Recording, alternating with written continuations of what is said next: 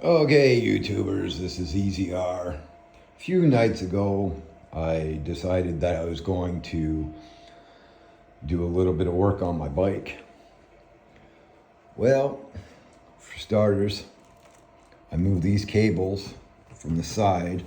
I took everything apart and I unhooked all the connectors from underneath the dash and moved the wires to where you see them now, because they were sitting right here on the side. So I numbered them, moved them, and reconnected. So that's one of the updates that I've done on the EmoZone GTS. There will be more.